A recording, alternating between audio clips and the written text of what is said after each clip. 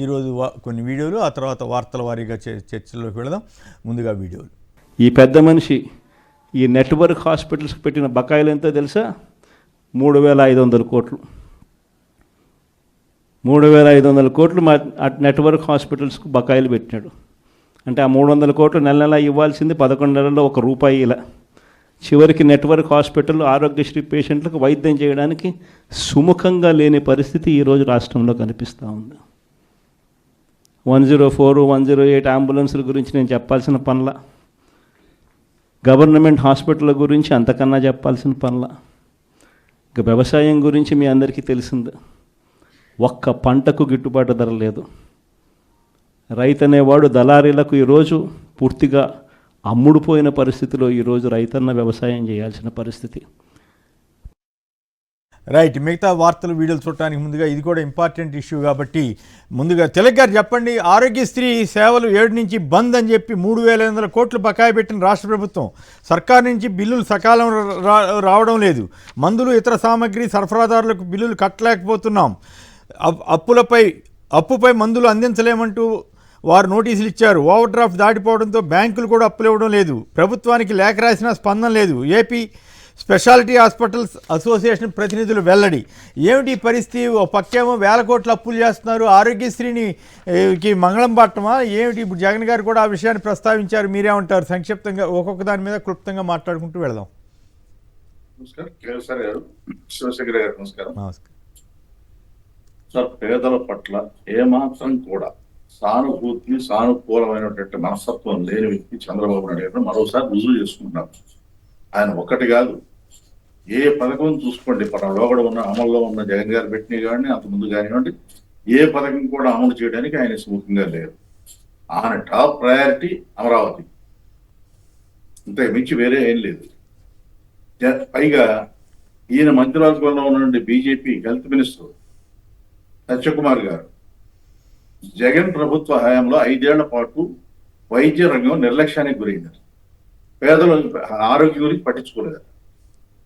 ఆయన ఏది జరిగినా, కరోనా వచ్చినా, మరో డైరియా వచ్చినా ఆయన తాడేపల్లి కదిలి ఎక్కడికి వెళ్ళడం, అక్కడ కూర్చుని ఆయన గత ప్రభుత్వం మీద విమర్శ చేస్తూ ఉంటాడు. ఇప్పుడు ఆరోగ్యశ్రీ విషయానికి వస్తే నెలకు 300 కోట్ల రూపాయలు అంతకుముందు ప్రభుత్వం పే చేసింది. ఈ 10 నెలల్లో ₹1 పే చేస్తే 11 నెలలు ₹1 పే చేసినట్టుందా? 3,000-3,500 కోట్లు ఎందుకు పెండింగ్ ఉన్నాయి అంటే ఈ ప్రభుత్వం పే చేయలేదే కదా. దానికి కూడా గత ప్రభుత్వం ఇవ్వలేదని చెబుతా ఉంటారు. వాళ్ళకి పేదల పట్ల ఏమాత్రం సానుకూలమైన అభిప్రాయం లేదండి. వాళ్ళకి కావాల్సిన ఏంటంటే కార్పొరేట్ హాస్పిటల్స్ పెరగాలి. పైగా కొత్తగా నేను చెబుతారు ఇది ఏదో గొప్పగా సాధించినట్టు. అమరావతిలో 17 పెద్ద హోటల్స్ వస్తున్నాయి, హాస్పిటల్స్ వస్తున్నాయి అని చెప్పేసి ఎవరిని ఉద్ధరించడానికి ఇవన్నీ. ఓకే, ఆయన మనసత్వానికి మరోసారి దర్పణ పడుతుంది తప్ప ఇంకోటి కాదండి. రైట్, శివశంకర్ గారు మీరేమంటారు? 7 నుంచి ఆరోగ్యశ్రీ సేవలు బంద్. ఇప్పుడు ఇన్ని వార్తలు ఇవన్నీ వచ్చిన తర్వాత ప్రభుత్వం మేలుకొని పేదల కోసం ఈ ఆరోగ్యశ్రీని జాగ్రత్తగా ముందుకు తీసుకెళ్లే ప్రయత్నం చేస్తుందా, లేదు కేంద్ర ప్రభుత్వం ఇస్తుందిలే దానికి ఆయుష్మాన్ భారత్కే సరిపెట్టుకోండి అని చెబుతుందా? మీకు సాక్షి వీక్షకులకి పెద్దలు తిలక్ గారికి అందరు నమస్తే. మీరు ఈ ప్రభుత్వం వచ్చిన తర్వాత గమనిస్తూనే ఉన్నారు, పేదలకి ఏదైతే సంక్షేమం కావచ్చు, ఆరోగ్యం కావచ్చు, ఆ యొక్క పథకాలన్నీ కూడా నీరుగార్చడమే వారి యొక్క ప్రధాన ఉద్దేశం. ఈ ఆరోగ్యశ్రీకి సంబంధించింది మీరు గతంలో ఎలా ఉంది, ఇప్పుడు ఎలా ఉంది అనేటువంటిది ప్రజలందరూ తెలుసు కాబట్టి అది వదిలేద్దాము. ఈ ఆరోగ్యశ్రీ గురించి గతంలో ఇది 4వ సారి అనుకుంటాను ఈ అసోసియేషన్ వాళ్ళు, అయ్యా మేము ఆ ఆరోగ్యశ్రీ మాకు బిల్లులు రాకపోతే మాకు బ్యాంకులన్నీ కూడాను మా హాస్పిటల్స్ ని సీజ్ చేసే పరిస్థితి వచ్చింది. మీరు అన్నట్టు మందులకు కావచ్చు, ఇంప్లాంట్స్ కావచ్చు, అన్ని కూడాను మా దగ్గర సంబంధించినటువంటిది మాకు ఓవర్ డ్రాఫ్ట్ కూడాను కంప్లీట్ అయిపోయింది, ఎవరు రావట్లేదని మొత్తుకున్నా కూడాను వీళ్ళు కావాలని నిర్లక్ష్యం చేస్తూ ఆరోగ్యశ్రీ అనేటువంటి పథకానికి ఎగనామం పెట్టడమే వాళ్ళ యొక్క ప్రధాన ధ్యేయము. ఎందుకంటే గతంలో చూసాము, కేంద్ర మంత్రిగా ఉన్నటువంటి పెమ్మసాని చంద్రశేఖర్ ఓపెన్ గానే గతంలో 2 నెలల కిందటే ఈ ప్రస్తావన తీసుకొచ్చినప్పుడు ఆయుష్మాన్ బాబా ఉంది కదా, ఆరోగ్యశ్రీ ఎందుకు అనేటువంటి మాటలు మాట్లాడుతున్నారు. అంటే వాళ్ళు ఏదో ఒక బూచికత్తు చూపించేసి దీన్ని మూచేయాలనేటువంటి ఆలోచనలో ఉంది. అదే విధంగా సత్యకుమార్ గారు చెప్తా ఉన్నారు, మెడికల్ కాలేజీలు కూడా 17 మెడికల్ కాలేజీ మాకు ప్రభుత్వం తీసుకుని వస్తే వాటి నిర్వహణ అదంతా కూడా ఖర్చు భారం అవుతుంది, జస్ట్ బిల్డింగ్లే కట్టారు అనేటువంటి ఏదో ఒక మాటను చెప్తూ వాటిని ప్రైవేట్ పరం చేయాలి. ఈ ఆరోగ్యశ్రీ తీసేస్తే ప్రైవేట్ హాస్పిటల్స్ అన్ని కూడాను డైరెక్ట్ పేదలు పుస్తలు అమ్ముకోనో లేకపోతే భూములు అమ్ముకోనో వాళ్ళ లివర్స్ అమ్ముకోనో కిడ్నీలు అమ్ముకోనైనా కూడా కడతారు కదా, మా వాళ్ళకి లాభం చేకూరుతున్నటువంటి దురుద్దేశంతోనే ఉన్నారు తప్ప పేదల పట్ల ఏమాత్రం లేదు. సార్ ఇవ్వాలనుకుంటే మీరు చూడండి, ఇంతవరకు దాదాపు 1,47,000 కోట్ల రూపాయలు ఈ ప్రభుత్వము అప్పు చేసింది కదా 11 నెలల లోపల. ఒక్క సంక్షేమ పథకం కూడా అమలు చేయకుండానే ఎక్కడికి వెళ్తుంది?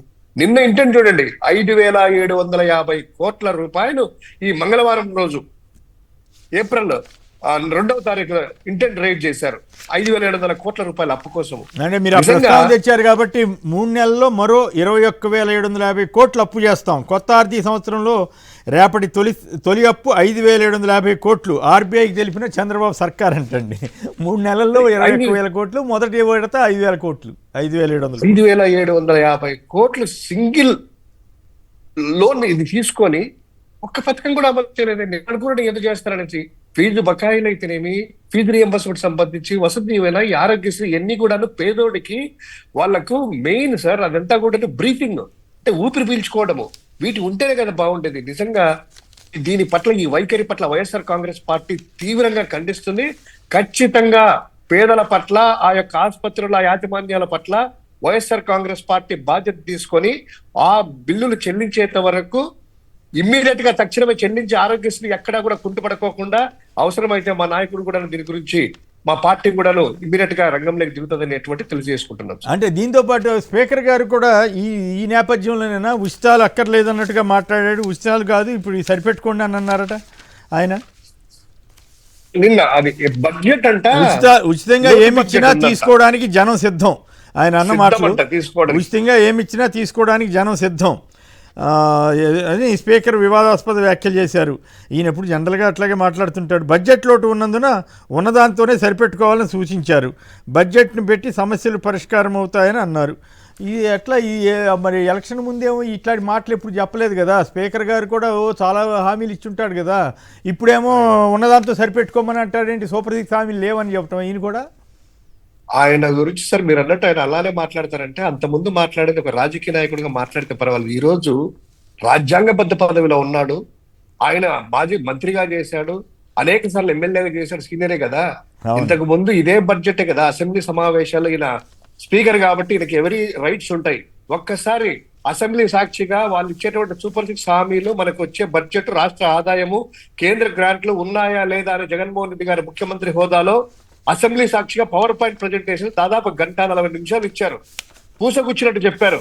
అవన్నీ చూసే సంపద సృష్టిస్తాం, మేము అనుభవజ్ఞలము, మేము తోపు, మేము తురుంకాన్లు అని చెప్పి ఆ హామీలు ఇచ్చే కదా ఈ రోజు వచ్చింది. ఈ రోజు వచ్చిన తర్వాత బడ్జెట్ ఉన్నంత వరకు సర్దుకోవాలంట.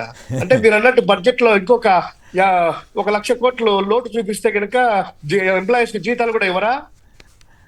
ఎంప్లాయీస్ కూడా అదే చెప్తారేమో, 1,00,000 కోట్ల బడ్జెట్ లోటు అవుతున్నాయా, బడ్జెట్ సరిపెట్టుకుందాం, మీ యొక్క శాలరీస్ 50,000 నుంచి 5,000 రూపాయలు ఇస్తామని చెప్పేటువంటి పరిస్థితి వస్తుందేమో. అంటే బడ్జెట్ లోటు ఉంది కాబట్టి మీరు ఇది కూడా సర్దుకోవాలని. ఏం మాటలు సార్ ఇది? చేతగాలితో దిగిపోండి, చేతగాలితో దిగిపోండి, అంతేగాని బడ్జెట్ లేదు లేకపోతే మంగళవారం అన్నట్టు అయితే కాదు కదా. రైట్. ఇక మరికొన్ని వీడియోలు చూద్దాం. ఒక ఎమ్మెల్యే యొక్క సాక్షి కార్యాలయంపై దాడికి పాల్పడడం ఏ విధంగా చూడొచ్చు అంటారు? ముందుగా చెప్పాలంటే మనం ప్రజాస్వామ్యంలో ఉన్నామా లేకుంటే అరాచక శక్తుల మధ్యన ఉన్నామా అనేది ఈరోజు భయాందోళనకు గురైనటువంటి విధంగా ఉంది. వాస్తవాలు వస్తున్నటువంటి జర్నలిస్టుల పైన ఏ రాజకీయ పార్టీ అయినా కానీ ప్రజాస్వామ్య పద్ధతిలో పరిష్కారం చేసుకోవాలా కానీ ఈ విధంగా ఏ పత్రిక రాస్తే ఆ పత్రిక కార్యాలయం ముందు దాడి చేయడం అనేది ఒక విచక్షణ కోల్పోయి అధికారంలో ఉన్నటువంటి ఒక రూలింగ్ పార్టీ సంబంధించినటువంటి ఎమ్మెల్యే కార్యాలయం పైన దాడికి దిగడం అనేది చాలా సిగ్గుచేటటువంటి విషయము. దీనిపైన తక్షణమే ముఖ్యమంత్రి జోక్యం చేసుకోవాలి. కూటమి ప్రభుత్వం వచ్చినప్పటి నుంచి ఇప్పటిదాకా రాష్ట్ర వ్యాప్తంగా జర్నలిస్టులపై దాడులు పెరుగుతున్నాయి, జర్నలిస్టుల యొక్క ఆఫీస్ కార్యాలయాలపైన దాడులు పెరుగుతున్నాయి. దీనిని ఒక పక్క ముఖ్యమంత్రి మేము నీతి వాక్యాలు చెప్తూ జర్నలిస్టులకు రక్షణగా ఉంటామని చెప్పేసి చెప్తున్నారు తప్ప ఏ కోణానా కూడా ఆచరణ చేసినటువంటి విధానాలు లేవు. ఎమ్మెల్యే అఖిలప్రియ గారు సాక్షి వాళ్ళు రాస్తే ఏదైనా ప్రజాస్వామ్య పద్ధతిలో చట్ట ప్రకారం పోవాలే తప్ప తన అనుచరులతోనే వచ్చి న్యూసెన్స్ చేస్తూ దాడికి పాల్పడేటువంటి ఒక విచక్షణ కోల్పోయి చేసినటువంటి ఉద్దేశాన్ని ఏపీడబ్ల్యూజేఎఫ్ గా మేము ఖండిస్తున్నాము. గతంలో కూడా ఈ విధంగా గత ఎమ్మెల్యేలు కూడా చేశారు. కూటమి ప్రభుత్వంలో రాబో కాలంలో మరింత దాడులు పెరిగే అవకాశం ఇప్పటికైనా రాష్ట్ర ప్రభుత్వం స్పందించి జర్నలిస్టులకు రక్షణ చట్టాన్ని తీసుకురావాలని చెప్పేసి ఏపీడబ్ల్యూజేఎఫ్ గా కోరుతున్నాం. విశాఖను సుందరమయం చేసి రిషికొండ బీచ్ బ్లూ ఫ్లాగ్ గుర్తింపు తెచ్చి అక్కడ ఒక వ్యూ పాయింట్ నిర్మించి దానికి వైఎస్ఆర్ పేరును పెట్టడాన్ని కూడా ఈ కూటమి నాయకులు సహించలేక దాన్ని ధ్వంసం చేశారు. విశాఖలోని ఆంధ్ర క్రికెట్ అసోసియేషన్ వారి స్టేడియంకు ఉన్న వైఎస్ఆర్ పేరును ప్రభుత్వం తొలగించింది. ఆ స్టేడియంను అన్ని విధాలా అభివృద్ధి చేసింది వైఎస్ఆర్ అన్నది విశాఖవాసులకు తెలుసు. ఇప్పటికే అది వైఎస్ఆర్ స్టేడియంగా ప్రాచుర్యం పొందింది. అలాంటి పేరును తొలగించడం అంటే ఆయన నీడను కూడా చూసి భయపడడమే అని ప్రజలంటున్నారు. విశాఖలో అచ్యుతాపురం పారిశ్రామిక SEZ, Ramanaidu studio, Arilova health city, Brandix దుస్తుల company, pharma SEZ, Gangavaram port, Novotel hotel ఇవన్నీ వైఎస్ఆర్ హయాంలో వచ్చినవే. రైట్, అవి ఆసక్తికరమైన వీడియోలు కొన్ని. దాంట్లో రామానాయుడు గారి స్టూడియోకి సంబంధించి కూడా ఆయన రాజశేఖర రెడ్డి గారు చేసిన ప్రయత్నం అంతా జరిగింది. ఇప్పుడు దాంట్లోంచి 15 ఎకరాలు వెనక్కి తీసుకుంటున్నారంట. ఇదే పని జగన్ గారు లులు విషయంలో వాళ్ళు పనిచేయట్లేదని తీసుకుంటే ఇంకేముందని నానా రచ్చ చేశారు. ఇప్పుడు వాళ్ళు రామానాయుడు స్టూడియోకి సంబంధించిన 15 ఎకరాలు తీసుకుంటున్నారంట. సో వాటి మీద కూడా మిగతా, అలాగే తెలంగాణలో 400 ఎకరాల మీద చాలా గందరగోళంగా ఉంది. న్యాయ వ్యవస్థ సైతం సీరియస్గా స్పందించింది. మరి అమరావతిలో 1000 ఎకరాలు పర్యావరణానికి వ్యతిరేకంగా నానా ఒక రకంగా ఎన్జిటి కానీ ఇవన్నీ కూడా వద్దని చెప్పిన చోట పెద్ద రాజధాని కడతామని చెప్పి అడావుడి చేస్తుంటే మరి న్యాయ వ్యవస్థ దురదృష్టవశాత్తు స్పందించట్లేదు, పర్యావరణవేత్తలు మాట్లాడట్లేదు. మరి దాని మీద కూడా ఇంకా అలా దానికి సంబంధించి అంశాల మీద, అలాగే బీహార్గా మారిందా అన్న దాని మీద చర్చలోకి వెళ్దాం. ముందుగా వెంకటరెడ్డి గారు కదిరి నుంచి. వెంకటరెడ్డి గారు, హలో వెంకటరెడ్డి గారు మాట్లాడండి. నమస్కారం సార్. ఈ ఆర్ఎస్సీ అనేది గవర్నమెంట్ ముందు జగన్ సార్ చాలా చేశారు సార్. పాపం ఆనందంగా ఉన్నారు ప్రజలు, వాళ్ళ పిల్లలు గాని పెద్దలు గాని చాలా ఆరోగ్యశ్రీకి పోయిన తర్వాత ఆనందంగా ఇళ్ళకి వచ్చి వాళ్ళు చెప్తారని మేము ప్రతి ఒక్కరు చూసే వాళ్ళు కూడా చాలా ఆనందపడుతున్నారు సార్ పాపము. అది ఇర్రెస్పెక్ట్ పార్టీతో వీళ్ళు కూడా గవర్నమెంట్ ఆరోగ్యశ్రీ అనేది ఇంప్లిమెంట్ చేస్తూ దాన్ని అమల్లో పెడితే చాలా మంచిది సార్. పాపం పేదవాళ్ళు అందరూ పేదవాళ్ళు ఉన్నారు, చాలా మంది మధ్యతరగతి కుటుంబాలు ఎంత ఇబ్బంది పడుతున్నారు సార్. పెద్ద ఆపరేషన్ చేయాలని చాలా ఇబ్బందిగా ఉంటుంది. ఆయన చేసినది ఎవరు ఏళ్ళు చూపించడానికి లేదు సార్. పాపం జగన్ సార్ చాలా చేశారు, వాళ్ళ నాయన కాలం నుంచి కూడా చేశారు సార్, అంత బాగా చేశారు.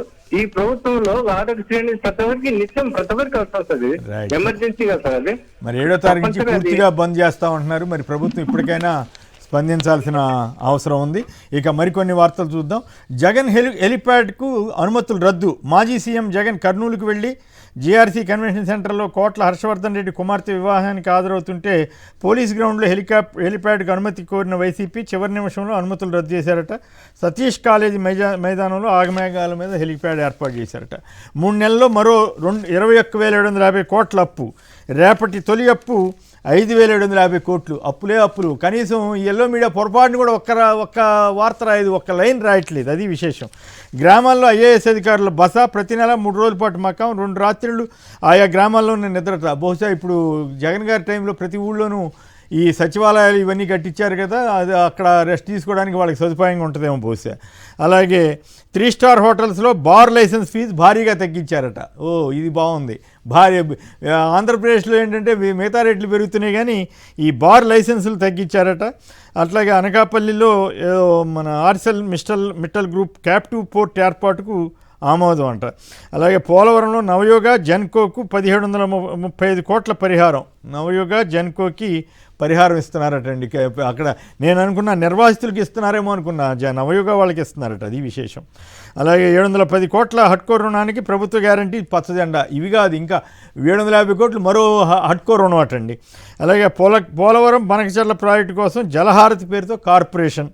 ఇవి మంత్రివర్గ నిర్ణయాలంటండి. వక్ఫ్ బోర్డు సవరణ చట్టం రాజ్యాంగ విరుద్ధం. రాజ్యసభలో వైసీపీ ఎంపీ వైవి సుబ్బారెడ్డి.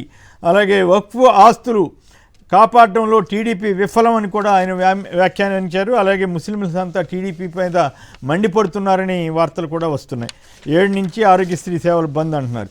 తప్పతాగు, మేఘాలలో తేలు. ఫుల్లుగా తాగించడమే ప్రభుత్వ లక్ష్యం, మద్యం మాన్పించడం కాదు. టీడీపీ సిండికేట్కు భారీ లాభాలు. ఈ ఏడాది మొదటి 6 నెలల్లో 12,000 కోట్ల ఆదాయం సంపాదించారట.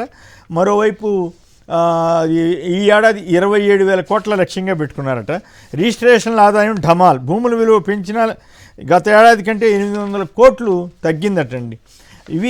వీటిలో ముందుగా ఈ ఒక్కదాని మీద కూడా చర్చలోకి వెళ్దాం, ఆ తర్వాత ఏపీ బీహార్ దాని మీదకి వెళ్దాం. ఈ తిలక్ గారు చెప్పండి, ఓ పక్కేమో మద్యం రేట్లు కొన్ని చోట్ల తగ్గించారు, కొన్ని బార్ లైసెన్సులు తగ్గించామంటున్నారు, ఇంకోవైపు ఏమో 12,000 కోట్లు ఇప్పటికే సంపాదించారట. ఈ పరిస్థితి మీద ఈ మద్యం మీద ఎందుకు ఇంత గట్టిగా ఆదాయం సంపాదించాలని ప్రయత్నం చేస్తున్నారు, ఒకవైపు అప్పులు చేస్తూనే? ఒకటండి, మద్యం సంబంధించినంత వరకు జగన్మోహన్ రెడ్డి గారు ఏం చెప్పారు, ఆ ప్రభుత్వంలో 4 దశలు అమలు చేస్తాం, స్టార్ హోటల్లో తప్ప ఇంకెక్కడ అందుబాటులో లేని విధంగా చేస్తాం, స్టార్ హోటల్స్ లో షాక్ కొట్టే విధంగా రేట్లు పెడతాం అన్నారు. దానికి విరుద్ధంగా చంద్రబాబు నాయుడు గారు స్టార్ హోటల్లో బార్ల రేట్లు తగ్గిస్తారు. దీనివల్ల ఏమవుతుంది, లిక్కర్ షాపులు, ఈ బెడ్ షాపులకి బిజినెస్ తగ్గిపోతుంది. లిక్కర్ షాపులకి వెళ్ళి బెడ్ షాపులు వీళ్ళ దగ్గర తీసుకునే మామూలు తీసేసుకున్నారు. ఇప్పుడు స్టార్ హోటళ్ళ దగ్గర మనం మొదలు పెట్టారు. దీనివల్ల ఒక పక్కన ఆరోగ్యశ్రీ ఆపేసి ప్రజల ఆరోగ్యం పాడు చేసేటువంటి మద్యానికి అలవాటు చేసి వాళ్ళు ప్రజల్ని ఏం చేయదలుచుకున్నారు? ఈ రాష్ట్రంలో ఉన్న వ్యాధులు ఏమిటి, ఎన్ని రకాల జబ్బులు ఉన్నాయి, వాటిని ఏ రకంగా ప్రజలు ఇబ్బంది పడుతున్నారు, వాటిని ఆదుకోవడానికి ప్రభుత్వం ఏం చేయబోతుంది? ఈ కోణంలో ఆలోచన అనేది ప్రభుత్వానికి లేదండి. అసలు ఎంతసేపు మీరు తాగండి, తందనాలు ఆడండి, చావండి, ఏదైనా చేయండి, ఈ రకమైన ధోరణి ఈ ప్రభుత్వంలో పెరిగిపోయింది. ఇది వాళ్ళకి ఆదాయం తప్ప.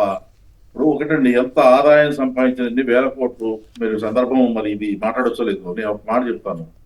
అమరావతిలో 1000 కోట్లు కావాలి. డబ్బు పిచ్చి పట్టినటువంటి ఆర్థిక అరాచకవాదులు చేసే వికృత విన్యాసాలకు వేదికగా అమరావతి మారుతుంది. నేను అమరావతిలో మీరు 1000 కోట్లు ఖర్చు పెట్టి 60,000 70,000 కోట్లు ఖర్చు పెట్టి మీరు అక్కడ గనక అభివృద్ధి చేస్తే ఈ రాష్ట్రంలో ఉన్నటువంటి జనాభా, కోట్ల మంది జనాభా కూడా ఏం మేలు జరుగుతుందో కూడా చెప్పాలి. 2, అమరావతిలో ఇన్ని రకాలు చేస్తున్నాం అంటున్నారు, మరి ఉత్తరాంధ్రలో దాన్ని ఒక డంపింగ్ యార్డు కింద మార్చి ప్రమాదకరమైనటువంటి అణు విద్యుత్ కేంద్రాలు 2 శ్రీకాకుళం జిల్లాలో ఒకటి, అనకాపల్లి జిల్లాలో ఒకటి పెట్టాలని ప్రయత్నం చేస్తున్నారు. ఏమిటిది అంటే, మీరు ఉత్తరాంధ్రను నాశనం చేయడం, అమరావతిని మీకు పెంచుకోవడం, మీ భూములు ఉన్న చోట అమ్ముకోవడం కోసం అమరావతిని పెంచడం. ఏమిటి పాలసీ? ఉత్తరాంధ్రను సర్వనాశనం చేస్తారా? అక్కడ ప్రజల జీవితాలతో ఆటలాడుకుంటారా? ప్రపంచవ్యాప్తంగా ఉన్న పరిస్థితి ఏంటి? 17% ఉన్నటువంటి అణు విద్యుత్ ఉత్పత్తి 10% పడిపోయింది. అణు విద్యుత్ కేంద్రాలు పెట్టడానికి కూడా ప్రపంచంలో అనేక దేశాలు వెనకడుగు వేస్తున్నాయి. ఈ పరిస్థితుల్లో ఇక్కడ మన ఆంధ్రప్రదేశ్ లో 2 ప్లాంట్లకు అనుమతి ఇవ్వటం, అది కూడా శ్రీకాకుళం జిల్లాలో ఒకటి, అనకాపల్లి జిల్లాలో ఒకటి. అంటే ఉత్తరాంధ్రను నాశనం చేయడానికి, దాన్ని డంపింగ్ యార్డ్ కింద మార్చడానికి, మీరు కార్పొరేట్ శక్తుల డంపింగ్ యార్డ్ కింద మార్చడానికి ప్రయత్నం చేస్తున్నారని చాలా స్పష్టంగా అర్థమవుతుంది. 3వది P4 కింద. ఇప్పుడు జగన్ గారు రిలయన్స్ ఫ్యాక్టరీ తీసుకొచ్చి దాన్ని ఉద్యోగాలు కల్పన చేయాలని ప్రయత్నం చేస్తే దాన్ని P4 కింద మార్చారు. P4 కింద మార్చి మీరు చేయబోతున్నది ఏంటి? 5 లక్షల ఎకరాలు వాళ్ళకి ఇవ్వబోతున్నారు. 2.5 లక్షల ఉద్యోగాలు వస్తాయని చెబుతున్నారు. ఈ 5.5 లక్షల ఎకరాల్లో 500 బయోగ్యాస్ ప్లాంట్లు అంటున్నారు. దీనివల్ల ఎంతమంది వ్యవసాయ కూలీలకు ఉపాధి పోతుంది, ఎంతమంది రైతులకు ఆదాయం పోతుంది, వాళ్ళకి మీరు వనగూర్చే అది వేరే చర్చిద్దాంలేండి తిలక్ గారు, అది వేరే. ఇప్పుడు మద్యం దాని మీద మాత్రమే సంక్షిప్తంగా, ఈ మద్యం పరిస్థితి ఆంధ్రప్రదేశ్ని మరో మధ్యాంధ్రప్రదేశ్గా మారుస్తున్నారనే విమర్శలు నిజమా కాదా అన్నదే ప్రశ్న. మీకు ఇప్పుడు అసలు బెల్ట్ షాపులు అనేవి ఎక్కడ కంట్రోల్ ఉందా? బెల్ట్ షాపులు కంట్రోల్ లేదు, లిక్కర్ షాపులు కంట్రోల్ లేదు. ఇప్పుడు స్టార్ హోటల్స్కి వచ్చారు, ఇంకా పెంచుతారు. ఇక వీధికి డోర్ డెలివరీ ఇప్పుడు పెట్టినా ఆశ్చర్య నిదానం కనిపిస్తున్నాడు. ఆల్రెడీ జరుగుతుంది అన్నట్టుగా వార్తలు వస్తున్నాయి కదా. బెల్ట్ షాపులు అంటే డోర్ డెలివరీ కింద వాళ్ళు అందజేస్తారట ఇళ్ళకి. శివశంకర్ గారు మీరేమంటారు? ఈ మద్యం తాగు, మేఘాల్లో తేలు, ఫుల్గా తాగించడమే ప్రభుత్వ లక్ష్యం, మద్యం మాన్పించడం కాదు. మద్యం ఈ డీ అడిక్షన్ క్యాంప్ కార్యక్రమాలకి కేవలం 10 కోట్లంట. మరి అదే ఇక ఫుల్గా తాగించడం ద్వారా వచ్చే ఆదాయం 12,000 కోట్లట. 6 నెలలకి 27,000 కోట్లు టార్గెట్. రాష్ట్రంలో నిజంగా మద్యం అనేటువంటిది వాళ్ళ నాయకులకి ప్రధానమైనటువంటి ఆదాయ వనరుగా మారింది. దీనికోసము రాష్ట్ర ప్రజల యొక్క బాగోగులు కానీ ఎటువంటి ఆలోచన లేకుండా, శాంతి భద్రతకు సంబంధించింది కానీ అసాంఘిక శక్తులన్నీ కూడా ఇష్టం వచ్చినట్టు రాజ్యమేలుతున్నా కూడాను ఏమాత్రం పట్టించుకోకుండా, ఇందాక ఒక వీడియో చూపించారు మీరు, వాళ్ళ MLA, TDP MLA, Tiruvuru MLA Kolakapudi Srinivas గారు మాట్లాడుతూ, ప్రభుత్వము అదే ఈ యొక్క ప్రజా సముదాయాల్లోనే బస్టాండ్ల దగ్గర నుంచి ఎక్కడ, నేను ఉదాహరణ చెప్తాను సార్. మంగళగిరి నియోజకవర్గం తాడేపల్లిలో కరెక్ట్ గా మీరు గమనించారో లేదో, ఒక హెచ్పి పెట్రోల్ బంక్ ఉంటుంది జగన్ గారి ఇంటికి వెళ్ళే దారిలో. హెచ్పి పెట్రోల్ బంక్ పక్కనే ఏపీ అది అపోలో వాళ్ళది ఫార్మసీ ఉంటది. దాని పక్కన షాపింగ్ కాంప్లెక్స్ నిత్యం రద్దీతో ఉంటది. మహిళలు కానీ అక్కడ మెడికల్ షాపులు కావచ్చు, పెట్రోల్ బంకులు కావచ్చు, ఇంకా వస్తా. ఆ మధ్యలో ఒకటి వైన్ షాప్ పెట్టారు సార్. వైన్ షాప్ పెట్టించేసి బయట మెయిన్ బోర్డు పెడితే, మీరు సాయంత్రం 7 గంటల నుంచి 6:30 నుంచి అట్లా వెళ్ళండి, మెయిన్ రోడ్డు మీద అంతా పార్క్ చేసేసి అక్కడే చిన్న ఒకటి కొట్టులాగా పెట్టారు. అక్కడే పల్లీలు అయ్యి అమ్ముతూ, అక్కడే తాగుతూ, నిజంగా మహిళలు కానీ ఎవరైనా కూడా ఫార్మసీకి వెళ్ళాలన్నా లేకపోతే పెట్రోల్ బంక్కి వెళ్ళాలన్నా ఆపకుండా స్ట్రైట్ గా డోర్లు బిగించుకొని వెళ్ళిపోతున్నారు. ఇది నేను ఎగ్జాంపుల్ మాత్రం చెప్తున్నాను. కొంచెం ముందుకెళ్తే అదే మంగళగిరికి వెళ్ళే రూట్ లో లెఫ్ట్ సైడ్ రైట్ సైడ్ కొంచెము తాడేపల్లి విలేజ్ అట్లా వెళ్తే ఇక్కడ అరటి తోటలు అన్ని ఉంటాయి, కొన్ని బ్రిడ్జుల్లాగా ఉంటాయి కదా, మోరీలు అంటారు అది. ఆ పైన కూర్చొని విచ్చలవిడిగా అక్కడే కూర్చొని బండ్లు ఆపుకొని మొత్తం కూర్చొని కూడాను అక్కడ పోలీసులు తిరుగుతారు, పికెటింగ్ ఉంటది. మొత్తం మాజీ ముఖ్యమంత్రి కావచ్చు, అదే విధంగా ముఖ్యమంత్రి గారి ఇంటికి, ప్రస్తుత ముఖ్యమంత్రి గారి ఇంటికి వెళ్ళే రూట్ కావచ్చు, ఎన్ని ఉంటాయి సార్. ఎక్కడా కానీ అదుపు అడ్డు అనేది లేదు సార్. లైవ్ నేను చెప్పేది అబద్ధమైతే మీరు కానీ ఎవరైనా కూడాను సాయంత్రం 6 నుంచి అలా తిరిగి తెలుస్తుంది. తిరుమల కొండ మీద సార్, తిరుమల కొండ మీద మద్యము సేవిస్తూ మద్యం దొరికారు, పోలీసులే స్వయంగా పెట్టి మీడియా పబ్లిక్ చేశారంటే ఎంత విచ్చలవిడిగా మందు దొరుకుతుంది, మద్యం దొరుకుతుంది, దానికి అసలు అడ్డు అదుపు లేదనడానికి చక్కటి ఎగ్జాంపుల్.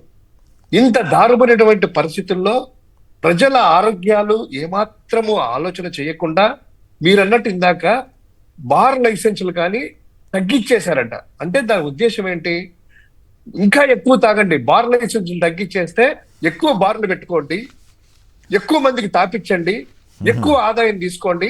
ఆదాయం వల్ల ప్రభుత్వానికి రాదు సార్, ప్రభుత్వానికి ఆదాయం రాదు, వాళ్ళ యొక్క నాయకులకే ఆదాయం వెళ్ళాలి. ప్రతి ఊరిలో ఈరోజు లిక్కర్ షాపులు ఉన్నాయి, బెల్ట్ షాపులు ఉన్నాయి. ఎక్కడైనా ఏమన్నా ఉందా సార్?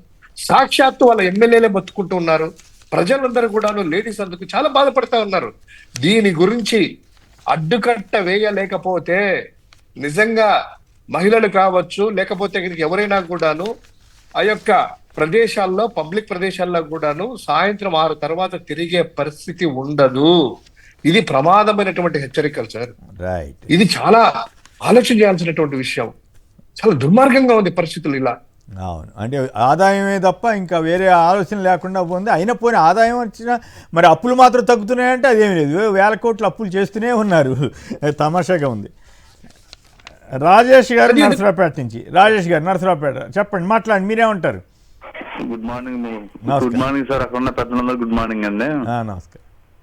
ఆంధ్రప్రదేశ్ అంటే ఒకప్పుడు అన్నం పెట్టే ఆంధ్రప్రదేశ్ సార్. అవును, ఇప్పుడు అంతా ధాన్యాగారం అనేవాళ్ళు, ధాన్యాగారం గొప్ప పేరుంది సార్. అవును, ఇప్పుడే ఉందండి, అంత తాగుబోతులు రాష్ట్రం చేశారు వీళ్ళు మొత్తం వచ్చి. తాగుబోతుల రాష్ట్రం, పైగా ఆయన తప్పు లేదేమో అనుకుంటా. నాకైతే చంద్రబాబు గారు తప్పేం లేదు. తమ్ముళ్ళు సాయంత్రం పూట పెగ్గేసుకోండి అని చెప్పారు, అట్లాగే మద్యం ధరలు తగ్గిస్తా అన్నారు, తగ్గించారో పెంచారో అది వేరే విషయం. కానీ మొత్తం మీద మద్యం తాగమని చెప్పాడు. కానీ సీఎం గారు అసెంబ్లీలో కూడా చెప్పారుగా, సామాన్యుడికి అందుబాటులో తీసుకొచ్చాను, మామూలు నిత్యావసర సరుకుల గురించి చెప్పలేదు ఆయన. మద్యం సామాన్యుడికి అందుబాటులో తీసుకొచ్చాను అన్నారు. దానికి మరి ఇప్పుడు ఎవరిని తప్పట్టాలి? చంద్రబాబు గారినా, జనాన్న?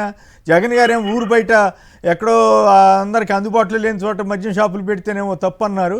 ఈ ఊళ్ళ మధ్యలో ఆడవాళ్ళకి అందరికీ ఇబ్బంది కలిగే చోట ఎక్కడ పడితే అక్కడ మద్యం షాపులు పెడితే రైట్ అన్నారు.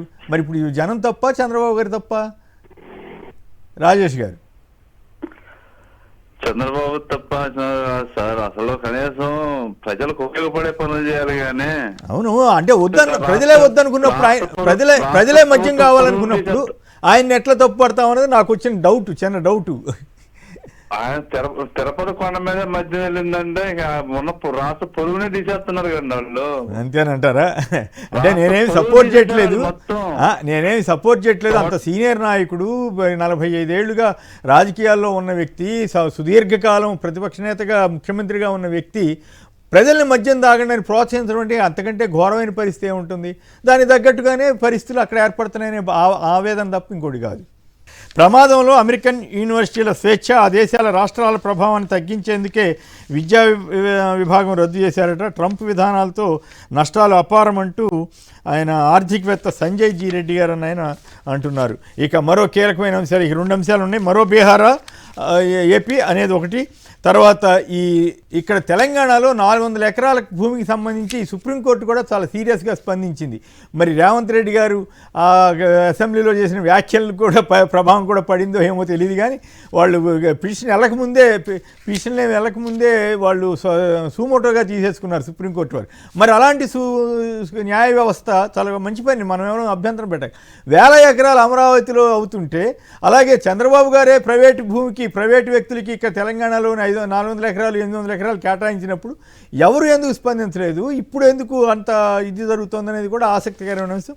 దానిలో చర్చలోకి వెళ్ళడానికి ముందుగా ఏపీ మరో బీహార్లా టీడీపీ కూటమి ప్రభుత్వంలో మా భూమి కబ్జాకు గురైంది, ఆ ప్రభుత్వం కోసం ఎంతో కష్టపడ్డా ఇప్పుడు సిగ్గేస్తోంది. అంటే టీడీపీ కూటమి కోసం కష్టపడ్డా అంటే ఈయనకి సిగ్గేస్తోందని వీరెవరో బొర్రా రాజేంద్ర ప్రసాద్ అన్న ఆయన వాపోతున్నారు. తిరుచానూరు పోలీసులు కబ్జా రాయుళ్లతో కలిసిపోయారు. జగన్ ప్రభుత్వంలో మా భూములు భద్రంగా ఉన్నాయి. ఆస్ట్రేలియా నుంచి ఓ ఎన్ఆర్ఐ సెల్ఫీ వీడియో విడుదల, అది పరిస్థితి. అట్లాగే సత్తెనపల్లిలో కేడీల గోలంట, కప్పం పేరుతో టీడీపీ కూటమి నేతల బరితెగింపు, అడ్డగోలుగా ట్యాక్స్ దరువు అంట. నియోజకవర్గం మీదుగా వెళ్ళే గ్రానైట్ లారీలన్నీ కప్పం కట్టాల్సిందేనన్న షాడో ఎమ్మెల్యే అంటండి. అలాగే వృద్ధురాలి దారుణ హత్య, ఎక్కడ తన సోదరు గురించి అసభ్యంగా మాట్లాడుతున్నాడని వ్యక్తిపై బ్లేడ్తో పరువురు దాడి, ఆ బాధితుడి తల్లిని వదిలిపెట్టని వైనం. అలాగే టీడీపీ కార్యకర్త లైంగిక దాడికి పాల్పడ్డ వైనం. అలాగే తారాస్థాయికి ఇక్కడ టీడీపీ ఆగడాలు, టౌన్ బ్యాంకులో తొలగించిన ఉద్యోగికి మద్దతుగా రౌడీజం, అతనికి రీజాయినింగ్ ఆర్డర్ ఇవ్వాలంటూ బ్యాంకులో నానా యాగి, వైఎస్ఆర్సీపీ నేత కిడ్నాప్,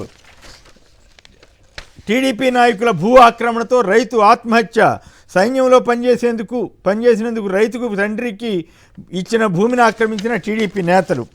సో ఈ పరిస్థితి ఎలా ఉంటే, మన రెడ్ బుక్ సృష్టికర్త లోకేష్ గారు ఉన్నారు కదా, ఆయన వైకాపాకు కడుపు మంట, మేము ప్రాజెక్టులు తెస్తుంటే దుష్ప్రచారం చేసిన వారిపై రెడ్ బుక్, మన ఇల్లు మన లోకేష్ కార్యక్రమంలో ఆయన చెప్పారటండి. ఇది ఎల్లో మీడియా ప్రమాణంగా చేసుకుని, చట్టాలు ఉల్లంఘించిన వారితో పాటు ప్రభుత్వ ప్రాజెక్టులపై దుష్ప్రచారం చేసేవారికి రెడ్ బుక్ వర్తిస్తుందట. ఈయన రోజుకు ఒక కొత్త యాంగిల్ చెప్తూ ఉన్నారు. ప్రభుత్వ ప్రాజెక్టుల మీద దుష్ప్రచారం చేస్తారట. దుష్ప్రచారం చేసినంత మీరే కదా జగన్ గారికి టైంలో ఉన్నప్పుడు, ఎల్లో మీడియానే కదా. అదంతా వదిలేసి ఇప్పుడు ఈ నిజంగానే బీహార్గా చేసేటట్టున్నాడు. చంద్రబాబు గారికి పవన్ కళ్యాణ్ గారికి పవర్స్ ఏమి ఉన్నట్లేవు, మొత్తం ఈయనే నడుపుతున్నాడని అంటున్నారు కదా. శివశంకర్ గారు ఈ పరిస్థితి మీద మీరేమంటారు? ఈ బీహార్గా మరో బీహార్గా మారుతోందో ఒక ఎన్ఆర్ఐ ఆవేదన చూసాం. ఇప్పుడు లోకేష్ గారు రోజు ఏదో రకంగా బెదిరిస్తూనే ఉన్నారు. ఏమిటి పరిస్థితి? ఎమర్జెన్సీలో కూడా ఇట్లాంటి పరిస్థితి చూసామో లేదు? ఒకటి, ఆంధ్రప్రదేశ్ రాష్ట్రం అనేది, బీహార్ అనేది 2024 ఎప్పుడైతే వాళ్ళు అధికారంలోకి వచ్చి ఆ రోజు నుంచే హింసాత్మక ఘటనలు చూసినప్పుడే మీలాంటి వాళ్ళు ఆవేదన చెందారు, ఆందోళన చెందారు, ఏమైపోతుంది రాష్ట్రాన్ని అనేసి. అది క్రమేణుపరంగా వాళ్ళకు అలవాటు అయిపోయింది.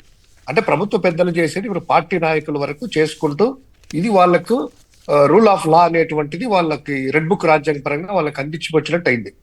అది వాళ్ళ టీడీపీ ఎట్లయిందంటే సార్, ఇది పాముకు పాలు పోస్తే ఎట్లయిపోతుందంటే వాళ్ళ నాయకులు వాళ్ళకే అదే విషయం వాళ్ళకే కాటేసినట్టు. ఈ రోజు ఆ తిరుచారుకు సంబంధించినటువంటి ఎన్ఆర్ఐ ఆయన రాజేంద్రనాథ్ అనే వ్యక్తి సెల్ఫీ వీడియో ఇప్పుడు కూడా యూట్యూబ్ లో కూడా వీడియో హల్చల్ చేస్తా ఉంది. టీడీపీ నాయకులే పోలీసులను అడ్డు పెట్టుకొని వాళ్ళ యొక్క భూములే తిరుచానూరులో వాళ్ళయే ఏ విధంగా దారుణంగా ఆక్రమించుకున్నారు, ఎలా కబ్జా చేశారు అనేటువంటిది ఒక ఉదాహరణ. తరువాత వాళ్ళ చర్యలు ఎలా ఉన్నాయంటే సార్, సాక్షాత్తు 1975 సంవత్సరంలో మనకి వాల్మీకిపురం అని పీలేరు నియోజకవర్గం, మన అన్నమయ్య జిల్లా, దాని సంబంధించి రామయ్య ఆయన సైన్యంలో చేసినందుకు కానీ అప్పట్లో 5 ఎకరాల 23 సెంట్లు ఆ యొక్క భూమి, ప్రభుత్వ భూమి అనేటువంటిది ఆయనకి ఇచ్చేశారు. దాన్ని ఆయన అనుభవించేసి రిజిస్టర్ చేసుకున్న తర్వాత రీసెంట్ గా ఆయన చనిపోతే వాళ్ళ కుమారుడికి ఆన్లైన్లో చేయించాలి కదా రామయ్య అనే వ్యక్తికి సైన్యంలో చేసినటువంటి. దానికి ఈయన రెవెన్యూ ఆఫీస్ దగ్గరికి వెళ్ళి తిరుగుతా ఉంటే టీడీపీ నాయకులు వెళ్ళేసి దాన్ని చెయ్యొద్దని చెప్పి వాళ్ళని బెదిరించేసేసి ఆ భూమిని కబ్జా చేశారు. ఆయన బలవంగా ఆత్మహత్య చేసుకునే పరిస్థితులు వచ్చింది వాల్మీకిపురంలో. టీడీపీ నాయకులు వెళ్ళి అదే విధంగా ఒకటి కాదు రెండు కాదు, ఎందుకంటే వివరంగా చెప్పలేను కాబట్టి చాలా ఉన్నాయి కాబట్టి మీకు సమయం ఉండదు. అంటే నరసరావుపేట మీరు చెప్పింది వాస్తవం. రోజు నేను పేపర్లో చూసి చాలా ఆవేదన చెందుతుంటాం. ఈ వయసులో మాకు ఏంటి ఈ ఆంధ్రప్రదేశ్లో మేము పుట్టి పెరిగిన ప్రదేశం ఇట్లా మారిపోయింది ఏంటి? ఒకప్పుడు పుచ్చల సుబ్బల్లి సుందరయ్య గారు లాంటి గొప్ప వ్యక్తులు ఉన్న చోట ఇప్పుడు ఇలా ఈ రెడ్ బుక్ గోలేంటి? ఆయన ఎర్ర జెండా పట్టుకు తిరిగితే ఈయన రెడ్ బుక్ అని తిరుగుతున్నాడు, అందరినీ బెదిరిస్తున్నాడు. చంద్రబాబు గారికి ఉప ముఖ్యమంత్రి పవన్ కళ్యాణ్ గారికి అసలు పవరే లేదన్నట్లు. చివరికి వాళ్ళకి నాకు ఆశ్చర్యం వేస్తుంది, వాళ్ళు డమ్మిలుగా మారి ఈయనే మొత్తం నడిపేస్తున్నారు తీరు. ఇదంతా ఆశ్చర్యంగా ఉంది మా బోటి వాళ్ళు చూడాలంటే. ఖచ్చితంగా సార్, మీరు అన్నట్టు పూర్తిగా ఆయన సకల శాఖ మంత్రివర్యులు ప్రభుత్వం అంతా ఆయన చేతిలోనే ఉంది. ఎందుకంటే ఆయన చేష్టలు కానీ ఆయన చేసేటువంటి కూడాను దాని పరిశ్రమలకు సంబంధించిందా ఆయనే ఓపెనింగ్, వేది సంబంధించిన కూడా ఆయనే ఓపెనింగ్. రోడ్లు కూడా నేను ఎక్కడో అనకాపల్లిలో ఎక్కడో రోడ్లు కూడా ఆయనే ఓపెన్ చేశారంట. కిందేమో అతిథులుగా రోడ్లు భవనాల శాఖ మంత్రి ఉన్నారంట. గతంలో ఎప్పుడు వినలేదు ఇట్లాంటివి. అదే గృహ నిర్మాణానికి సంబంధించింది కూడా ఆయనే. గృహ నిర్మాణ శాఖ మంత్రి లేరు, పరిశ్రమల శాఖ మంత్రి లేరు. మీరు నిన్న కూడా చూడండి ఆ కనిగిరిలో మేము తెచ్చినటువంటి వాటిని అదే తర్వాత చర్చ అన్నారు కాబట్టి అది మాట్లాడలేదు. ఇంకోటి మీరు అన్నటువంటిది ఆ కబ్జాల గురించి అన్నారు కదా సరే. లేక టీడీపీ నాయకులు అగాధకలు ఎలా ఉన్నాయంటే సాక్షాత్తు టీడీపీ ఎమ్మెల్యే బీజేపీ ఎమ్మెల్యేలే ఆదినారాయణ రెడ్డి, తాడిపత్రి ప్రభాకర్ రెడ్డి ఇద్దరు కూడా అస్మిత్ రెడ్డి వాళ్ళ తండ్రి ఆ యొక్క థర్మల్ పవర్ ప్లాంట్ సంబంధించినటువంటి బూడిదకు సంబంధించిన వాటిల్లో నువ్వెంత అనేసి డి అంటే పోలీసులంతా కూడా వాళ్ళని ఏదో న్యాయపరంగా ఏదో ఒక వాటర్ కోసమో లేకపోతే ఒక రాష్ట్ర ప్రయోజనాల కోసమో కొట్లాడుకున్నట్టు పోలీసులు వేలాది మంది వెళ్ళేసి వాళ్ళకి వీళ్ళకి కాపలకుండా ముఖ్యమంత్రి కార్యాలయం స్వయంగా పిలిచి ముఖ్యమంత్రి గారు రాజీ చేసేసి మీరు జాగ్రత్త చేసుకోండి, ఒక 10 లారీలు మీకు 10 లారీలు మీకు అనేటువంటి పంచాయతీ చేసే పరిస్థితికి వచ్చిందంటే ఇక కాదు. ఇంకొక ఇంట్రెస్టింగ్ పాయింట్ నాకు ఇప్పుడు గుర్తుకొచ్చింది. ఇందాక తిరువురు ఎమ్మెల్యే గారిది అంతకుముందు ఒక వీడియో వేసాం. ఆయన చెప్తున్నాడు 100 లారీలు ఇసుక లారీలు అక్రమంగా వెళ్ళిపోతుంటే 2-3 మాత్రమే ఎందుకు పట్టుకుంటున్నారు, మిగతా వాటిని ఎందుకు పట్టుకోలేదని డైరెక్ట్గా ఆయన టీడీపీలో వర్గ కలహాలతోటి వాస్తవం చెప్పుండొచ్చు. కానీ ఆ పరిస్థితి డైరెక్ట్గా ఒక టీడీపీ ఎమ్మెల్యే అని చెప్తున్నాడు కదా సార్. ఇది ఏంటంటే కమిషన్ తక్కువ ఇవ్వడమో లేకపోతే కనుక కమిషన్ రేపిస్తానడమో ఇటువంటి వాటి పరిస్థితుల్లో అడ్డుకోవడమే తప్ప ప్రతి లారీ వెళ్తానే ఉంది. ప్రతి శాండ్ దగ్గర నుంచి మైనింగ్ నుంచి క్వార్జ్ నుంచి ఏదైనా లాటరైట్స్ నుంచి ప్రతి ఒక్కరు కూడా వాళ్ళ గుప్పిట్లోకి వెళ్ళేసి చిన్న కాంట్రాక్టర్లు ఎవరైనా అడుగు పెట్టే పరిస్థితి లేదు. మనం నెల్లూరులో చూసాము క్వార్జ్ గురించి ఏకచేసి సిండికేట్ అయ్యేసి ఒక్కటే చేసుకుంటా మిగతా చిన్న వాళ్ళని కూడా కనీసం అడిగితే సీజ్ చేస్తాం, అడిగితే లాక్కుంటాం అనే పరిస్థితి వచ్చింది. ఇది కబ్జా వైజ్ కానీ ల్యాండ్ గ్రాబింగ్ కానీ లేకపోతే ఇక్కడికి వల్ల దురాఘాతాలన్నీ కూడా జస్ట్ ఒక ఎగ్జాంపుల్ మాత్రమే మనం చెప్తా ఉన్నాం. ఇక ఆయన రెడ్ బుక్ రాజ్యాంగం అనేది పట్టుకొని ఏదో వైసీపీ వాళ్ళు కానీ ఏదైనా పరిశ్రమలు తెచ్చుకుంటే అడ్డుకుంటే, అయ్యా మీరు పరిశ్రమలు తెచ్చుకుంటే అడ్డుకోలేదయ్యా స్వామి, మేము పరిశ్రమలు పెట్టమని చెప్తున్నాం, ఉద్యోగాలు ఇవ్వమని చెప్తున్నాము, సూపర్ 6 అమలు చేయమని చెప్తున్నాం, మేము చేయండి అయ్యా స్వామి అంటున్నాం, అడ్డుకోవట్లేదు. ఇంకోటి మేము తెచ్చినటువంటి ప్లాంట్లకు వెళ్ళేసి ఇది గతంలో వచ్చిన ప్లాంట్కి ఇప్పుడు ఒకసారి గత నెలలోనే ఆ ఆర్టీసీ బాడీ బిల్డింగ్ ఉంటే అక్కడికి వెళ్ళేసి అది ఎప్పుడు 2018 నుంచి అమల్లో ఉంది. కరోనా టైంలో కొంచెం డిమాండ్ తగ్గి దానికి ఈయన ఏదో తెచ్చినట్టు వైసీపీ వాళ్ళు తరిమేసినట్టు వెళ్ళేసి అక్కడికి వెళ్ళి షో చేశారు. తర్వాత నిన్న కనిగిరికి వెళ్ళేసి ఆ యొక్క రిలయన్స్ బయోగ్యాస్ ప్లాంట్లు అనేటువంటిది ఆల్రెడీ ఒప్పందం కుదిరింది 2024 జనవరిలో మా ప్రభుత్వ హయాంలో. తర్వాత 20 ప్లాంట్లు అనేటువంటిది వాళ్ళే ఓపెన్ చేశారు, అద్భుతంగా చేశారు. నిన్న దాన్ని మాయ చేసి పుచ్చుకోవడానికి అనంత అంబానీ వస్తున్నాడు, ఆకాశ్ అంబానీ వస్తున్నాడు, ఇది చేస్తూ మధ్యతో ఉదరగొట్టారు. మీరు జాగ్రత్తగా ఉండాలేమో. కాదు మీరు జాగ్రత్తగా ఉండాలేమో. ప్రాజెక్టులపై దుష్ప్రచారం చేసిన వారికి కూడా రెడ్ బుక్ వర్తిస్తుందట శివశంకర్. ఏమిటి బెదిరింపులు ఏమిటండి? నాకు ఆశ్చర్యం. మరి ఆ ప్రాజెక్టుల మీద వాళ్ళు ఇప్పుడు అక్కడ ల్యాండ్ పోయేవాళ్ళు ఎవరో ఆందోళన చెందుతారు, ఏదో అంటారు, వాళ్ళందరినీ తీసుకెళ్లి జైల్లో పెడతారు. నాకు అర్థం కావట్లేదు. వాళ్లకు అది కాదు సార్, ముఖ్యంగా ఆందోళన ఏంటంటే ఇమ్మీడియట్ గా ఓపెన్ అయితేనే ఈ రిలయన్స్ బయో గ్యాస్ ప్లాంట్లు ఇదే తెచ్చా నేను అద్భుతం చేశాను P4 అది ఇదని ఊదరగొట్టు ప్రసంగం కంప్లీట్ కాకముందే జీవోలతో సహా జనాల్లోకి వచ్చాయి. అది కోపం సోషల్ మీడియా ద్వారా తూచని వాళ్ళ పార్టీ నాయకులు మరి జగన్ తెచ్చిందా ఇది ఏదో మన ఊరికే ఏదో అనుకుంటారు. కనిగిరి నాయకులు చర్చించుకునే అంతా వచ్చింది. అది వాళ్ళ చెవుల్లోకి వెళ్తున్న తర్వాత ఎవరన్నా సోషల్ మీడియాలో కానీ ఎన్ని చేస్తే గనక ఎర్రబుక్కు అంటే వాస్తవాలు ప్రజల్లోకి తీసుకొని వస్తే మీకు శిక్ష పడుతుంది అనేటువంటి ఒక భయం, ఆ భయోందనలను క్రియేట్ చేయడమే దీని యొక్క ఆంతరంగికము. నిజంగా సార్, ఇది ఆ బయోగ్యాస్ ప్లాంట్లు మా టైంలో వచ్చాయి. 20 ప్లాంట్లు పైలట్ ప్రాజెక్ట్ లో వాళ్ళు కంప్లీట్ చేశారు, అవును. లైవ్ లైక్ వచ్చేసాయి. నిన్న ఇవన్నీ కూడా నేను ఆ రిలయన్స్ అంబానీ గారి స్పీచ్ కూడా ఇచ్చాను. జగన్ గారు ఆయన కలిసి పాల్గొన్న ప్రోగ్రాంలో అది అంబానీ గారు కూడా స్వయంగా వచ్చాడు కదా ఈస్ట్ గోదావరి. ఈ రోజు ఏంటంటే వాళ్ళు కొంచెం ముందు చూడండి, ముందు రోజు పేపర్లలో అనంత్ అంబానీ వస్తున్నాడు, ఆకాశ్ అంబానీ వస్తున్నారు ఓ అని వదులుకుంటారు. తర్వాత వాళ్ళకి తెలిసినట్టుంది, అరే బాబు మా పరుగు పోతుంది, ఆల్రెడీ మేము ఓపెన్ చేసింది, రెండోసారి వచ్చి మేము ఓపెన్ చేయడం దీనికి సంబంధించి సిఎస్ఆర్ అని. వాళ్ళు ఎవరు రాలేదు, ఇద్దరు జరిగిందా, ఆకాశ్ అంబానీ కానీ అనంత్ అంబానీ రాలేదు. వాళ్ళు ముందు పేపర్ లో చూడండి, అనంత్ అంబానీ స్వయంగా లోకేష్ గారితో కలిసి చేస్తారని ఇది అన్నారు. మేము చేసినటువంటి ప్రాజెక్టులకి మళ్ళీ శంకుస్థాపనలు చేసుకోవడం, మళ్ళీ రిబ్బన్లు కట్టించుకోవడము, రిబ్బన్లు కట్ చేయడం అనేటువంటి తప్ప ఒక్క ప్లాంట్ కానీ పరిశ్రమ రాలేదు. వస్తే స్వాగతిస్తాము, ఉద్యోగాలు ఇవ్వాలి, ప్లాంట్ రావాలి, పరిశ్రమలు రావాలి, అభివృద్ధి చెందాలని వైఎస్ఆర్ కాంగ్రెస్ పార్టీ కోరుకుంటుంది. కానీ మీలాగా అభివృద్ధి ఆటంకాలు అనేటువంటి చెయ్యము. మద్యం అనేటువంటిది గతంలో ఎన్ని షాపులు ఉన్నాయి, మేము వచ్చిన తర్వాత ఎన్ని షాపులు కుదించాము. మద్యం అనేది ఒక్క బెల్ట్ షాప్ అనేది 44,000 బెల్ట్ షాపులు ఈ రాష్ట్రంలో ఉంటే అన్ని కూడా ముగించేసాం పూర్తిగా. బెల్ట్ షాపులు కానీ మద్యం అనేది పక్కకు లేకుండా, ప్రైవేట్ వ్యక్తులు లేకుండా ప్రభుత్వ పరం చేసుకొని వచ్చే ఆదాయం అంతా కూడాను ప్రభుత్వానికి సమకూర్చే విధంగా షాపులు 3,900 షాపుల నుంచి 2,400 షాపులు, మద్యం షాపులు అనేటువంటిది 3,900 నుంచి 2,400 షాపులకు తగ్గించేశాము. మద్యం అనేది లిమిటెడ్ గానే అవైలబుల్ అయ్యే విధంగా ప్రజలకు మేలైనటువంటిది అందించేశాము. దాన్ని దశల వారీగా మేము మేనిఫెస్టోలో పెట్టినట్టు దశల వారీగానే మేము దాన్ని చేశాము. ఈ రోజు విచ్చలవిడిగా తిరుపతి దేవస్థానంలో బయట ఉన్నటువంటి అయినా శంకర్రావు గారికి ఆనందంగానే ఉన్నట్టుంది. పోనీ మనం ఏం చేస్తాం, శంకర్రావు గారికి ఇప్పుడు ఎక్కడ పడితే అక్కడ మద్యం దొరకటం, చంద్రబాబు గారు తాగటం చాలా సంతోషంగా ఉన్నట్టుంది. పోనీ ఆ రోజు మేము ఇవ్వలేకపోయామేమో, మద్యం రోడ్ల మీద ఆయన కోరుకున్నారు, మేము ఇవ్వలేకపోయామేమో. Right, okay. కాదు కనీసం 90% హామీలు అమలు చేసిన ఆయనేమో మిగతా వాటి గురించి అడుగుతారు. ఇప్పుడు అసలు ఏమి అమలు చేయకుండా ఒక పెన్షన్లు అమలు చేశారు, ఆయనకి ఎవరైనా అడ్డం పడ్డారా? ఆయన తల్లికి వందనం అమలు చేస్తానంటే ఎవరైనా అడ్డం పడ్డారా? ఆ రోజులో షిరిడి సాయి ఎలక్ట్రికల్స్ అని రాపూర్లో ఎలా పరిశ్రమకు వాడు వస్తుంటే ఈనాడు వాళ్ళు ఎంత అరాచకంగా రాశారండి, గ్రీన్కో మీద అన్ని అబద్ధాలు రాశారండి. మరి ఇప్పుడు అవన్నీ గొప్ప అంటున్నారు కదా, గ్రీన్కో గొప్ప, అది గొప్ప అంటున్నారు కదా. శంకర్రావు గారు లాంటి వాళ్ళు విజ్ఞతతో ఆలోచించాలి. నేనేం సపోర్ట్ చేయట్లేదు, ఏది నిషేధం చేయని మాట వాస్తవమే, చేయలేకపోయారు, అంతవరకు అడగండి, తప్పేం కాదు. ఇంత అరాచకంగా ఒక చీఫ్ మినిస్టరు మీరు బాగా తాగండి అని చెప్పిన చీఫ్ మినిస్టర్ని ఇప్పుడే చూస్తున్నాం. అయినా పర్వాలేదు, ఓట్లేశారు కాబట్టి మనం ఆయన తప్పు పట్టకూడదు, జనందే తప్పు. నాకేం అభ్యంతరం లేదు, నేనైతే బాధపడతా అక్కడ పుట్టినవాడిగా. అమరావతి ఇష్యూ అట్లాగే ఇక్కడ 400 ఎకరాల భూమి ఇష్యూలోకి వెళ్ళడానికి ముందుగా ఈ సంక్షిప్తంగా దీని మీద మన తిలక్ గారి అభిప్రాయం ఏంటో తెలుసుకుందాం. తిలక్ గారు చెప్పండి, లోకేష్ గారి వ్యవహార శైలి ఎలా ఉంది? నాకైతే అప్పుడప్పుడు అనిపిస్తూ ఉంటుంది, ఒకప్పుడు ఇందిరాగాంధీ గారి కంటే సంజయ్ గాంధీ పవర్ఫుల్ అన్నట్టు అనేవాళ్ళు ఆ రోజుల్లో ఎమర్జెన్సీ టైంలో.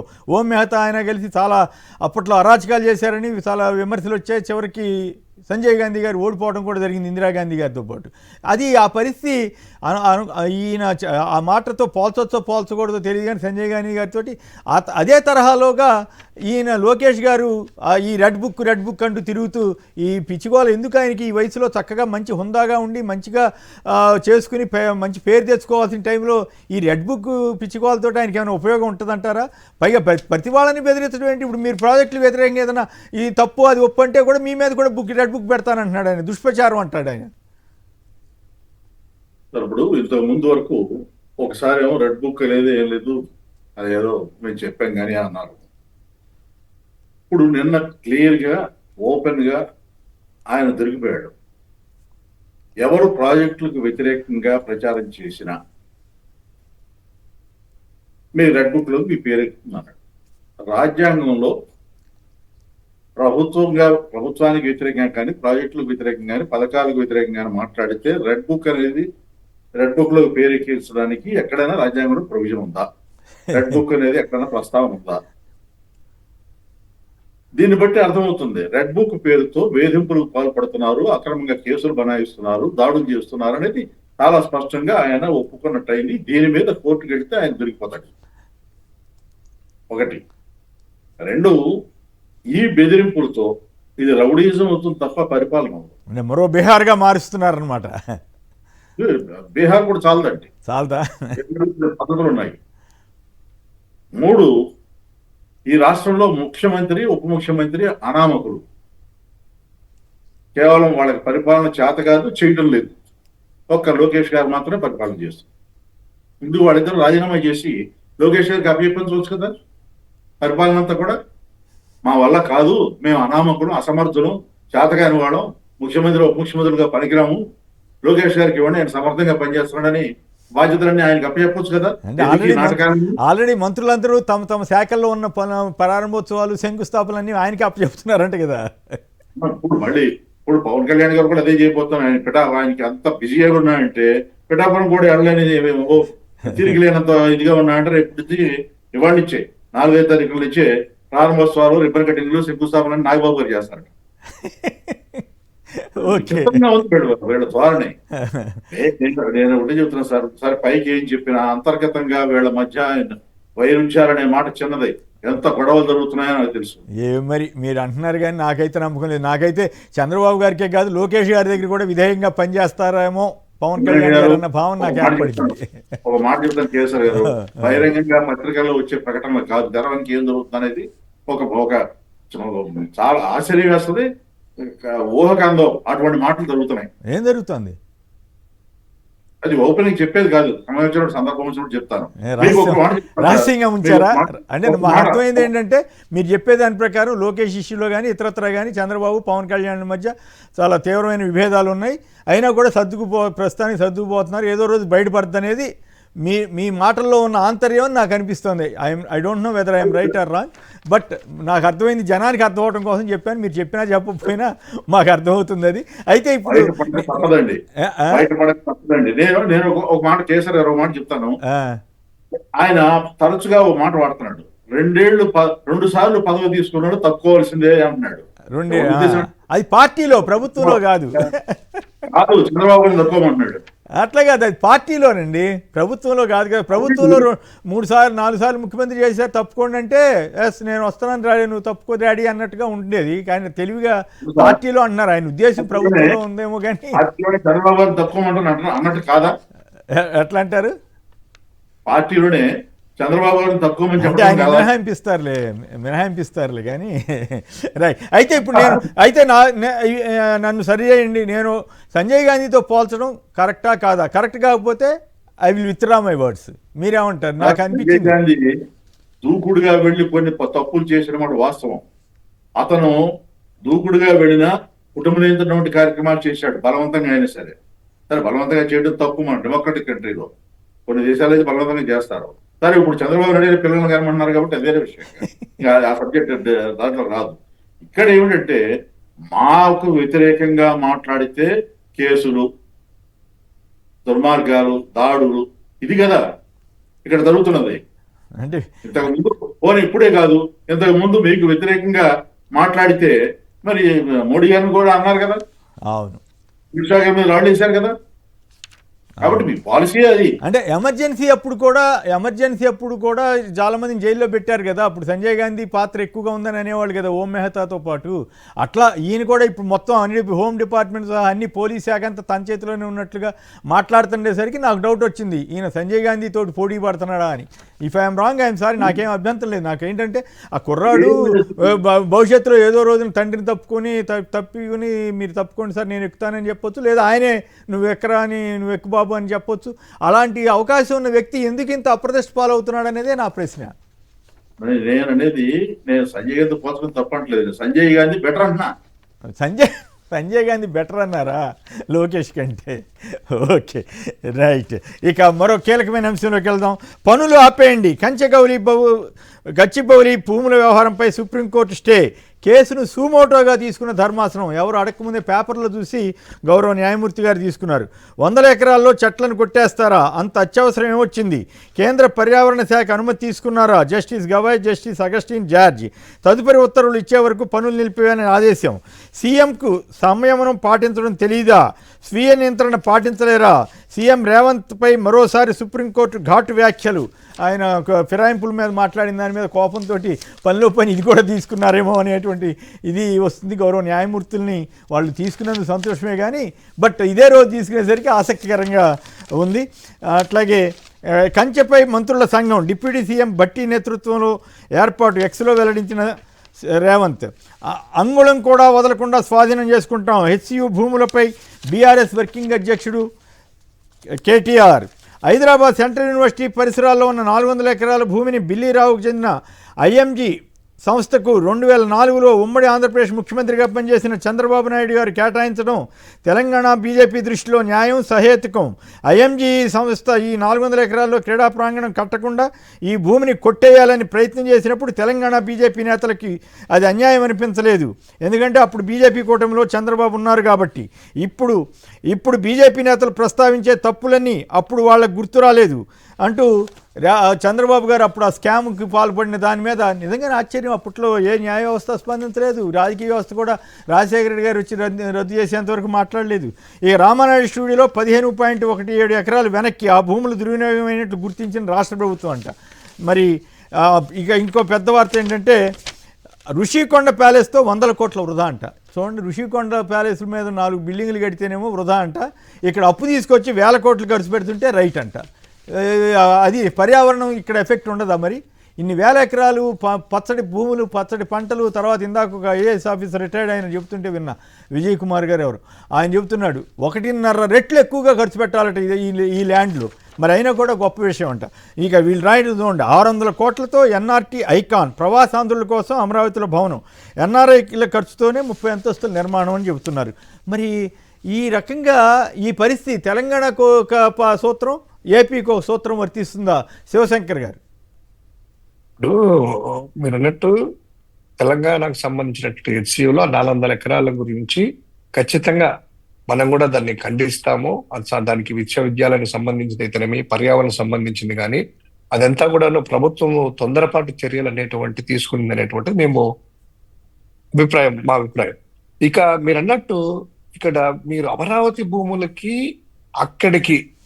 అక్కడన్నా జస్ట్ ఒక అటవీ ప్రాంతంగా మనం కొంతమంది అటవీ ప్రాంతం లేదండి, అంత ముందు ఎప్పుడు అదే అటవీ ప్రాంతం కాదు, పర్యావరణం అదే అటవీ ప్రాంతం కాదు, అటవీ ప్రాంతం చెట్లు నరుకుతున్నారు అనేటువంటి ఉద్దేశంతో వాళ్ళు అంటున్నారు.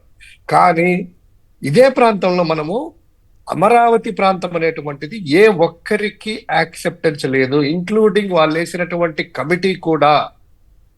కమిటీ కూడాను ఆ రోజు ఆయన జడ్జి గారు ఇచ్చేసి క్లియర్ గా ఆయన చనిపోయారు. వాళ్ళ కమిటీ కూడా ఎక్కడ కూడా సంతకం ఇది ప్రాంతం కాదు. శివరామకృష్ణ కమిటీ, 4 పంటలు పండే భూములు అంటే ఎంత ధాన్యాగారానికి, భారతదేశానికి ధాన్యాగారంలో ఇది కూడా కాంట్రిబ్యూషన్ ఉంది, మేజర్ కాంట్రిబ్యూషన్ ఈ యొక్క ప్రాంతం ఉంది. 33,000 ఎకరాలు అంటే కనుక దీంట్లో వచ్చినటువంటి 4 పంటలు ఎంత అవుతుంది? దాదాపు 130,000 ఎకరాలు సమానం. ఇదంతా కూడా పంటలు పండేటువంటి క్లియర్ గా చెప్పారు. అయినా కూడాను ఎక్కడ కూడా మనం తలగ్గేది లేదు. కన్స్ట్రక్షన్ కాస్ట్ కూడా బయట నార్మల్ గా ఎంత 4 టైమ్స్ రెట్టింపుతో లోపల తవ్వుతే కానీ ఆ నిర్మాణాలు నిలబడం అనేటువంటిది కూడాను ఎవరు ఐఐటి మెడ్రాస్ వాళ్ళు కానీ ఇచ్చినటువంటి రిపోర్ట్. ఇప్పుడు మీరు అన్నట్టు ఈ పర్యావరణవేత్తలు కానీ లేకపోతే కోర్టులు కానీ దీని గురించి హెచ్సియు గురించి లబో దిబోమని అబ్బా అని అల్లాడుతున్నారని పొట్టగట్టుకొని సంతోషమే, మనం కూడా అదే కావాలనేటువంటిది అనుకుంటారు. కానీ ఇక్కడ ఇన్ని వేల ఎకరాలు జరుగుతున్నా కూడా ఎందుకు మాట్లాడలేదు? ఇక రెండవది దీనికి సంబంధించింది మనకు ఏదైతే ఉంది కదా, మన రిషికొండ సంబంధించింది 10 ఎకరాల్లో మేలైనటువంటి అది ప్రభుత్వ భవనాలు కడితేనే కల్లోలుగా గగ్గోలు పెట్టారు కదా. ఇప్పుడు దీనికి సంబంధించింది ఇన్ని ఎకరాలు కడుతున్నా కూడాను దానికి ఈ ప్రాంతంలో హెచ్సియుల ప్రాంతంలో మాట్లాడే సోకాల్డ్ ఇంతకుముందు మాట్లాడారు కదా రిషికొండ గురించి, పర్యావరణము అది ఇది అనేటువంటి వాళ్ళు అమరావతి విషయంలో ఎందుకు మాట్లాడలేదు? ఏదైనా కూడా ఇదే కదా సార్, కంపేర్ చేసినటువంటిది ప్రాంతమే కదా. ఇక్కడ ఇంకా ధాన్యాగారం ఇస్తా ఉంది కదా, కోర్టులైనా కూడా జోక్యం చేసుకోవాలి కదా అనేటువంటిది మన యొక్క అభిప్రాయం. రైట్. తిలక్ గారు, ఋషికొండకో న్యాయం, అమరావతికో న్యాయం. ఋషికొండలో కడితేనేమో ప్యాలెస్లు, ఇక్కడేమో పెద్ద పెద్ద బిల్డింగ్లు కడితేనేమో ఐకాన్ భవనాలు. తెలంగాణలో 400 ఎకరాలకే పర్యావరణ సమస్య, అక్కడ 30,000 ఎకరాలకు ఈ పంటలు, పచ్చడి పంటలు తీసేసి నల్లరేగడి భూముల్లో 1.5 రెట్లు అధికంగా ఖర్చు పెడుతుంటేనే గొప్ప విషయం. ఏమిటి ఈ వైరుధ్యాలు? ఆయా వ్యవస్థలు, న్యాయ వ్యవస్థ కానీ, రాజకీయ వ్యవస్థ కానీ, ప్రభుత్వ వ్యవస్థ కానీ, కేంద్రం కానీ, ఇవన్నీ ఎందుకు ఇంత వైరుధ్యంగా పలుకుబడి ఉంటే ఒక రకంగా, పలుకుబడి లేకపోతే ఇంకో రకంగాను ఈ పరిస్థితి మారటం సమాజానికి మంచిదా?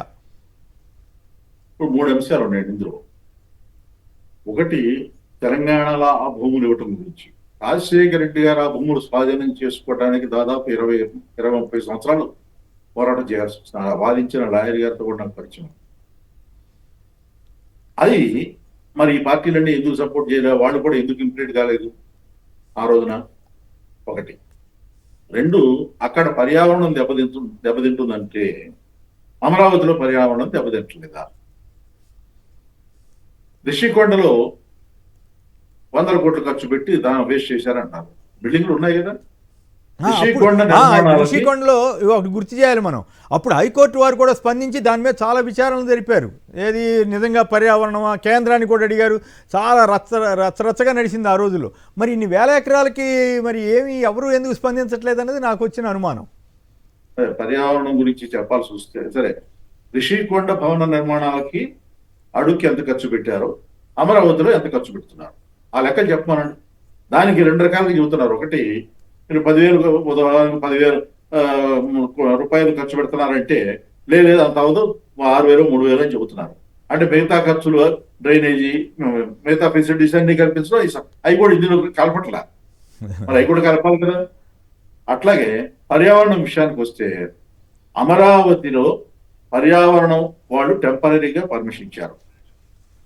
వీళ్ళు చెప్పిన దాని ప్రకారం 8,000 కోట్ల రూపాయల ఖర్చుతో అక్కడ ముంపు ప్రమాదం లేకుండా 6 రిజర్వాయర్లు 3 చెరువులు డెవలప్ చేస్తామన్నారు. ఎక్కడ చేస్తున్నారు? ఆ టెండర్లు ఎక్కడ పిలిచారు? ఎందుకు పిలవలేదు? ఇది ఒకటి. ఈ పర్యావరణం విషయానికే వస్తే చంద్రబాబు నాయుడు గారు నదీ గర్భంలో ఆయనతో పాటు ఇంకొక 20 మంది 30 మంది బిల్డింగ్లు కడితే అది పర్యావరణం కింద రాదా? మరి కాదు కదా. ఇప్పుడు సుప్రీంకోర్టు వారు ఈ 400 ఎకరాల భూమికి నగరం మధ్యలో ఉన్నదానికి ఇంత వాళ్ళు సుమోటోగా స్పందించారు. మరి ఏపీ అట్లాగే అంతకుముందు మరి 18 ఏళ్ళు ఎందుకు పట్టింది? ఏది చంద్రబాబు గారు ప్రైవేట్ వ్యక్తికి ఆ భూమి కేటాయించినప్పుడు స్టేడియంలు కట్టడానికో దేనికన్నా కానీ.